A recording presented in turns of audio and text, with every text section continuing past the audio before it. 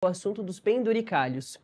Às sextas-feiras a gente faz um resumão da semana e a história da nova fase da Operação Compliance Zero surgiu de ontem para hoje, mas a gente já tinha colocado aqui na pauta para conversar com o Pablo Giovanni sobre a questão dos penduricalhos, que teve novidade durante essa semana, né, Pablo?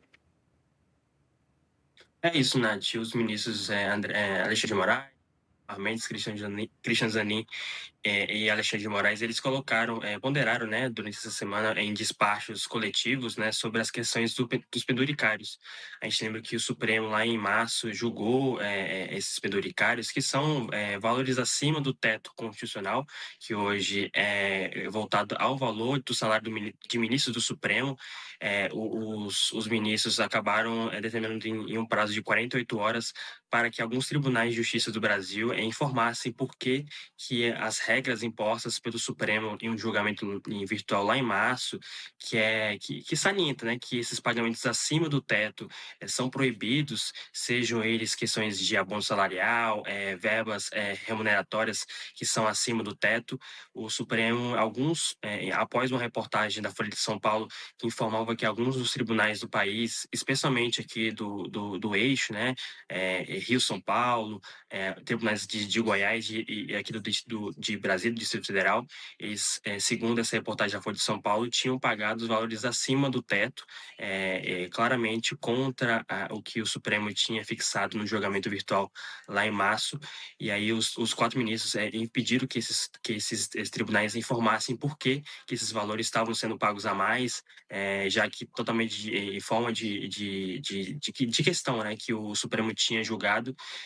Eu até estava lendo aqui um pouco antes de entrar no ao vivo que alguns dos tribunais já tinham respondido já, especialmente do Maranhão, citando que alguns, de fato, teve alguns pagamentos a mais, mas que estavam dentro da legislação vigente. Então, é um caso ainda que movimenta. Esses tribunais têm até a data de hoje, após terem sido intimados, lá por volta de meio-dia, que ocorreu as decisões monocráticas de forma coletiva entre os ministros, para que eles informem ao Supremo e aos ministros por que esses valores foram pagos a mais, segundo essa reportagem da Folha de São Paulo. Então é mais um caso, né, que ocorre em meio ao escândalo do caso Master, às operações da Carbono Oculto, ao crime organizado, ao caso da Blaze, agora com a Virgínia, que foi processada junto ao Ministério Público aqui do DF. Então, assim, são processos ainda que estão acontecendo, mas essas informações junto aos TJs aqui do país, segundo decisões dos quatro ministros, eles terão que informar dentro de um prazo de 48 horas, que se encerra hoje, sobre por que esses valores foram pagos a mais, referentes ao penduricário. Então, é mais um processo ainda que está tramitando ainda, Nath. Perfeito. Pablo Giovanni, repórter da coluna da Manuela Alcântara. Muito obrigada, viu, Pablo? Trazendo todos os detalhes aí importantes da semana do Judiciário. Valeu, até a próxima. Valeu, Nath. Tchau, tchau. Bom, e eu fico ainda com o Mano Ferreira, analista político, e o Gabriel Bus da outra ponta lá do meu lado. Eu vou passar primeiro para ele, o Mano, para ouvir, porque o Bus, como coordenador de política aqui do Metrópolis.com, recebe um montão de matéria sobre essa questão há muito tempo. É que essa semana teve essa novidade que o Pablo trouxe e a gente continua muito aqui, pela nossa audiência, revoltado com um montão de tribunal que não quer explicar como que tem gente que está recebendo absurdos de dinheiro enquanto a gente vive essa situação tão complexa no Brasil. A gente sempre fala sobre isso, e isso revolta mesmo, porque as pessoas estão se matando de trabalhar, não recebem um aumento há muito tempo, e tem juiz, como a gente mostrou aqui em várias reportagens, dizendo que a situação é precária de trabalho, ganhando 400 mil reais em poucos períodos de tempo. É uma situação que revolta, e é por isso que é sempre muito importante a gente falar sobre os penduricalhos, Augusto. Com certeza, Nath. Ainda mais na véspera de eleição, o político adora abordar esse tema, justamente porque é um assunto que deixa a população bastante revoltada, bastante reativa.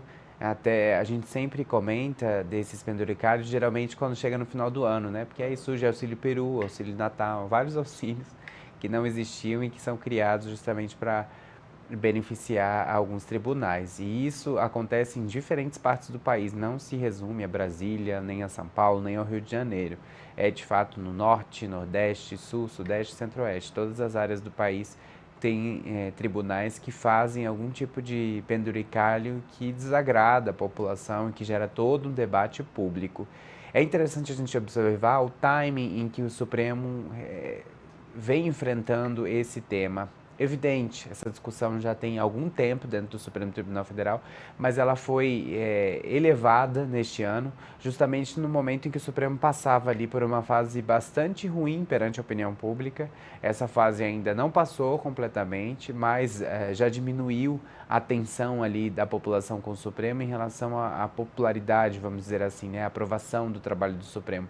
Então, o Supremo Tribunal Federal tem investido nessa ideia de enfrentar os penduricalhos, de fazer ali, fez o julgamento, evidentemente. A gente sabe que os julgamentos, eles acontecem em diferentes épocas, tem julgamento sobre tudo, mas se escolheu esse momento para fazer o julgamento dos penduricalhos, fez ali algumas concessões, abriu algumas brechas, mas está se fazendo um trabalho de tentar fazer uma mini reforma, vamos dizer assim, do judiciário, nesse ponto dos penduricalhos. É evidente, ainda muito longe do ideal que o brasileiro espera, ainda muito longe do corte de benefícios que o brasileiro espera em relação a coisas que não são ideais, né? A gente precisa dar dimensão para as coisas. Hoje, um trabalhador que é, por exemplo, CLT, ele tem direito ao auxílio alimentação e auxílio transporte. No judiciário, muitos tribunais dão diferentes auxílios muito maiores, auxílios que nem existiriam. Existia uma época, inclusive, e talvez alguns tribunais até possam manter esse auxílio, que foi muito criticado há alguns anos, que era o auxílio moradia, né? Ou seja, o juiz ganhava um salário altíssimo, né? Beirando ali 30 mil reais na base, vamos dizer assim, isso é um mínimo, e ainda ganhava um auxílio moradia para, evidentemente, pagar ali supostamente um aluguel, caso não tivesse residência, já que teria que ter se mudado, dependendo do tribunal que assumiu. Então, são muitos auxílios e isso vai inflando o orçamento do judiciário. Então, é um momento do judiciário enfrentar, fazer uma autoanálise e isso está acontecendo. Não na medida que todos os brasileiros esperam, porque as coisas não são rápidas, né, Nath? Mas está acontecendo um movimento e é importante que se siga mobilizado sobre o assunto, porque é na mobilização, a gente sabe que vem os resultados, não na forma com que a gente espera, às vezes na velocidade que a gente espera, mas acontecem. Porque, de fato, chegou um ponto, Nath, que estava incontrolável. Era benefício o tempo todo, era auxílio, era criação de penduricalhos o tempo todo, e isso se aplicava muito, muito, muito ao judiciário. Evidente, existem penduricalhos também no executivo, no legislativo, mas eles estavam exacerbados a ponto de causar alguns casos cômicos, para não dizer trágicos, né? Como auxílio panetone, auxílio peru, que são coisas assim que não dá para acreditar, mas que aconteciam. Os auxílios são para ajudar no trabalho, né? Obviamente que um peru de Natal não tem nada a ver com a condução do trabalho de um juiz, né? E se um juiz no Brasil não consegue comprar um peru de Natal, imagina uma pessoa comum, né? Não vamos nem entrar aqui, aprofundar em diversas profissões. Uma pessoa comum, um brasileiro comum, se um juiz reclama, né, que o auxílio peru deixou de existir, complicado. Mano, para passar para você, eu queria lembrar de mais uma matéria da Manuela Alcântara, da nossa coluna aqui, que trazia justamente uma magistrada, essa aqui, ó, que tem a manchete aqui embaixo, a magistrada que associou o fim dos penduricalhos à escravidão. Ela recebeu 117,8 mil reais em março. A gente sempre volta a essa matéria e pergunta para a nossa audiência se alguém que está assistindo a gente recebe isso e consegue reclamar. A desembargadora Eva do Amaral, que tem essa carinha aqui, que a gente coloca, do TJPA, teve remuneração bruta de 117,8 mil reais em março, e ela criticou as limitações dos penduricalhos, antes mesmo das discussões terem avançado tanto como a gente falou agora, né? Essa é uma matéria de abril do Metrópolis.com, mas que trouxe um pouco sobre o descontentamento de diversos magistrados sobre a discussão indo para frente dos penduricalhos. Só vou ler o comecinho aqui da matéria para a nossa audiência lembrar e eu já te passo. A gente está aqui com o nosso analista de política, o Mano Ferreira, e também o Gabriel Bus, nosso coordenador de política. Olha só, A desembargadora do Tribunal de Justiça do Pará, o TJPA, que reclamou da limitação e corte de penduricalhos durante a sessão da corte, recebeu somente no mês de março R$ 117,8 mil brutos em remuneração. A Eva do Amaral Coelho também ressaltou em sessão da terceira turma de Direito Penal que as limitações nas verbas dos juízes levaria a categoria a um regime de escravidão. Lembrando que um escravo não recebe salário, né? Então, aí já é muito evidente que não faz nenhum sentido a comparação. Se considerado o salário líquido de Eva do Amaral, a quantia é de R$ 91.211,82 em um único mês. A remuneração refere-se ao mês no qual a decisão do STF limitou o pagamento das verbas remuneratórias a 35% do teto do funcionalismo, hoje em R$ 46,3 mil. Também faço o exercício de te perguntar, você recebe R$ 46 mil? Talvez não. Mas mesmo assim, para ela, que recebe R$ 46 mil, teve, junto com um montão de penduricalho, um salário de R$ 91 mil, mas para ela isso é regime de escravidão. Pela regra do STF, que será aplicada no contra-cheque de maio, para os magistrados da última classe, também pode-se contabilizar 35% por adicional de tempo de serviço. Os penduricalhos, porém, estavam suspensos por decisões dos ministros Flávio Dino e Gilmar Mendes. Esses todos ministros que continuaram discutindo a questão e agora querem, junto com outros ministros, cada um está com uma ação diferente, mas tudo sobre penduricalho, informações sobre os TJs, justificativas dos TJs, do porquê vários magistrados continuam recebendo um montão de quantia de dinheiro, ainda com a justificativa dos penduricalhos. Mano, acho que essa matéria exemplifica bem qual é a opinião dos magistrados. É claro, né? Não dá pra gente generalizar aqui, mas a gente sabe que a questão causou muita polêmica entre eles, por muitos pensarem desse jeito como a Eva lá do Pará. Pois é, Nath. E para mim, a única forma de interpretar essa manifestação da magistrada é invertendo o polo da relação na lógica escravocrata. Os escravizados, pelo jeito, somos nós, que somos obrigados a pagar essa conta sem qualquer tipo de limitação ao poder de um servidor público que deveria ser justamente o polo que está aplicando a lei, respeitando todos os seus limites. E o que a gente assiste no Brasil foi a naturalização do desrespeito à lei por parte do próprio judiciário, quando o que está em questão é o benefício que é recebido por essa própria classe.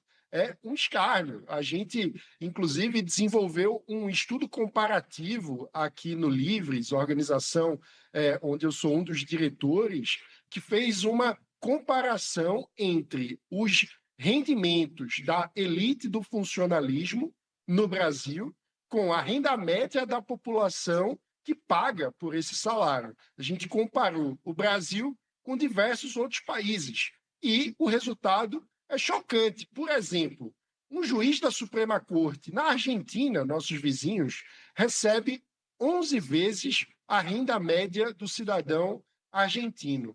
No Brasil, o teto constitucional já é 22 vezes a renda média do brasileiro, ou seja, mais do que o dobro da relação proporcional do que recebe um juiz da Suprema Corte da Argentina.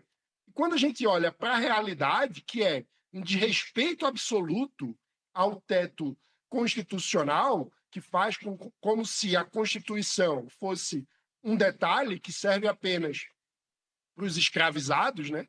Para nós, cidadãos, mas não serve para os senhores de escravos que estão no topo dessa pirâmide social, a situação fica vexatória. A gente tem casos até mesmo de pagamentos de R$600 mil de penduricalhos desses benefícios natalinos, o que levaria essa remuneração para 339 vezes a renda média do cidadão brasileiro. Quer dizer, a gente está falando de um problema que é estrutural e que acaba revelando o estado do império da lei no Brasil. Nós não temos o império da lei efetivo quando se trata dos aplicadores da lei. Eles se sentem acima da lei e não servidores da lei como deveriam ser.